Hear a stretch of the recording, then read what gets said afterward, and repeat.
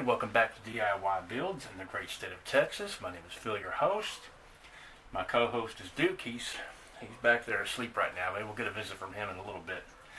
Anyway, I want to revisit a project I did over a year ago and talk about some of the things I did, some of the things I wish I had done differently.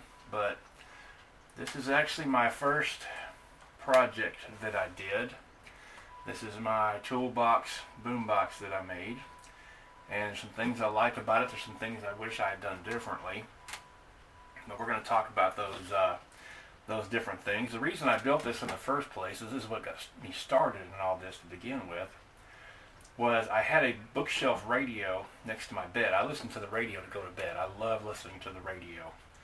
It's fantastic. And I've always loved radio since I was a kid, and the radio kind of serenades me to go to sleep at night. Sometimes I listen to podcasts or things like that.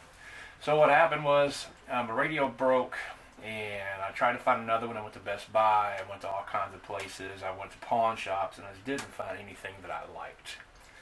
So I said, you know what? I'm going to build one. I figured a nice flat toolbox would be the best base for one, because I wanted something that would be small enough to sit next to the bed on a table. I thought about going with a suitcase. I had a friend of mine do one out of a suitcase, but it's just too big for what I wanted to do.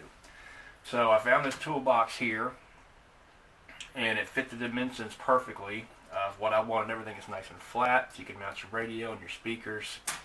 The speakers are not very large. These are only 4x6, but again, I purposely built this just to sit next to my bed, so I don't need very large speakers. And as you can see, some of the things I had to do with the speaker grills really didn't fit very well. I kind of put some hot glue on them to get them to stay. And I spent more money than I should have on this particular box because I bought a lot of things at the store versus ordering the stuff online. For instance, some of the big switches here and here I bought at the store. I bought this at O'Reilly's Auto Parts, which I could have got online for half of what I paid for it. I paid $18 for this voltage gauge. The radio I did get a fantastic deal on. This radio was on clearance at Best Buy for $63, and it normally was $100. And it's got AM, FM with Bluetooth. I didn't need a CD player for listening to the radio at night, so I just mainly wanted to have Bluetooth and AM and FM. Now it's got multiple switches on here, and I was trying to run it off AC and DC. What I should have done is I should have just put one battery in here and left it alone, because again, I purposely built this to sit next to the bed. It does run on AC power. I'll explain that in a minute. But I've got a battery in each end, which I'm going to show you the inside in a couple of minutes. And that's what all these different switches do. I'll start over here. This is the main power switch that turns on the radio, and I just wanted that off to the side, out of the way, so when I'm laying in bed, which I lay this way, the radio's on my left, I reach over and flip up the switch. What this switch here does is this switch switches from battery power to the AC power, which I have a power supply that sits up here on top of the box.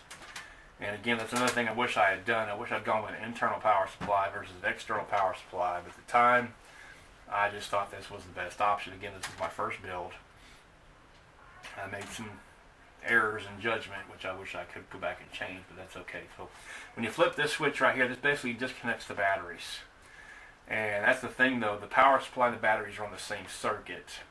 So when the power supply is on, it tries to charge the batteries. And if you don't flip this switch, you'll make mistakes. Well, hello Elizabeth. Duke's cousin decided to come say hi to us this morning. Hello, Elizabeth. Elizabeth, you're going to have to get out of the way, sweetheart. I know it. Life is terrible. Anyway, so this switch right here, what this does is this switch switches back and forth the meter, so you can actually see what the batteries are doing. And if you flip the switch where the power is on, it'll switch over and tell you what the power supply is doing. So you can use one gauge to read the battery voltage and the AC DC converter voltage separately. Now this switch over here was designed to switch from the AC power to the DC power, and it never quite worked right. I did design the circuit. I thought it was going to be right, but it just never works. So this switch basically doesn't do anything.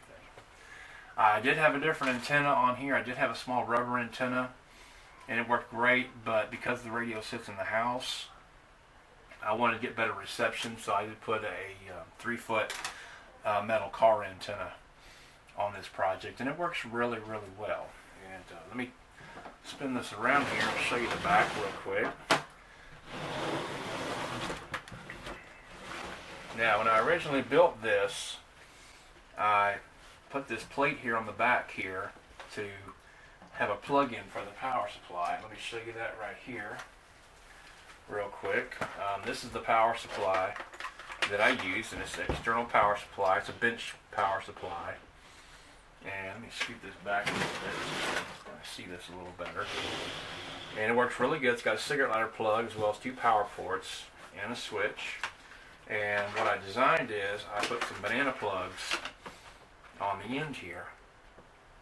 And what that allows me to do is plug in my banana plugs right there and turn the power on, and that will power the unit up. And it works really well. And the reason I went with this big plate here is because it has a built-in fuse. And I wasn't thinking about putting a fuse on the inside. I saw this and I thought, this is great. It's got a glass fuse there. I can keep the fuse on the outside. And it has blown once or twice for who knows what reason. But it is fuse protected right here on the back, and this is what powers it. And again, it's got batteries for backup memory, or it will run without the batteries. Now, the other cool thing is, if you had, let's say, a larger battery, like a car battery or something with some alligator clips on it, you could clamp it in here and it would actually run the radio off the back here as well. So that's how I run it, with an external power supply, and these are about $26 at Amazon if you wanted to get a power supply like this to power your project the same way that I power mine in the house. And then you can have it on battery power, but make sure you put a switch on there because you don't want the batteries to charge up. And also I can clamp a battery charger on here as well to charge up the batteries if I need to. Now, 2 things here is this hole right here was made. I was going to put a power cord in there with an internal power supply. I never got around to it, and so that's why that hole is there, and nothing I can do about it, because once you make a hole in the metal, it's there. Now, these 2 speaker ports here are for the rear channels of the speakers on the radio, and the reason these are here is because I was asked to use this radio for a wedding, for a very small wedding, for a sound system. So instead of just using the small speakers in the front, I bought some 6x9s in a box and used those, and I drilled the holes and put these in here so I can use the external channels. And it worked really, really great. I mean, it gave just enough sound for background noise and things like that for the wedding. And it worked really, really good. I think it looks pretty cool. I went ahead and used sheet metal screws here, kind of an industrial look. And I like the way it looks. Anyway, let me spin this back around here, show you what everything looks like. And again, if you are going to go with the AC/DC setup like this, make sure you put a switch on here that will switch back. Now, this little light right here is an LED light that I had hooked up, and I had that hooked to this switch, where when you flip this switch up, the light comes on to let you know the batteries are disconnected, because if you shut the power supply off without flipping the switch down, you're going to lose all the memory on your radio, because the batteries are offline and the switch is in the up position. But if you don't flip the switch, you're going to heat up the batteries and ruin the batteries. And that's why you see I'm not getting the complete 12 volts. I'm only at 10 volts because these batteries got damaged by the power supply, because I turned on the power supply, I fell asleep, I forgot to flip the switch, and it hurt the batteries some. So I'm going to have to replace the batteries eventually, but right now the batteries are strictly for holding the memory on the radio, and it works just fine. So let me take a break for a second. I'm going to pick up the camera off the holder and move it over here where I am so you guys can see a shot of the inside and see the wiring and everything on the inside. And I'll be right back. Okay, everybody, I'm back. Let me get the thing here. We're going to take a look at the inside of the box now. Got the camera in my hand. So here's what the inside looks like. As you can see, get the strap out of the way here. As you can see, there's the radio right there. Not the prettiest wiring job I ever did. And you can also see where the speaker ports come in right there. And you can also see the power port, and you see the fuse coming in right there. And of course there's one of the batteries. There's the other battery right there. And I do have enough room right here. I could have put an internal power supply in there.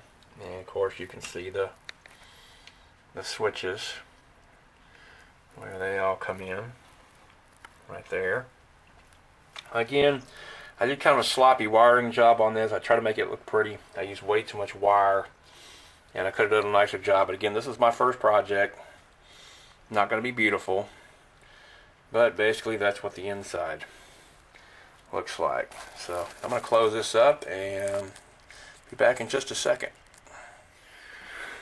Okay, everybody, I hope this will give you an idea of what to do for your own project, and hopefully give you some ideas. And so your first project's not going to be perfect, and if it is, hey, you guys are better than me. But just wanted to highlight my first project, and I hope everybody likes it. Please leave me a comment below. Please subscribe to my channel and check out my Facebook page. I love all things radio. I'd love to chat with you, and you see what's going on over there. A lot of neat stuff. But other than that, you guys have a wonderful, wonderful day. I've got a new project I'm working on. I hope to have the video up in a few days and show you that project I'm working on. And you guys have a great day. This is Phil, DIY Boomboxes in Texas. See you next time.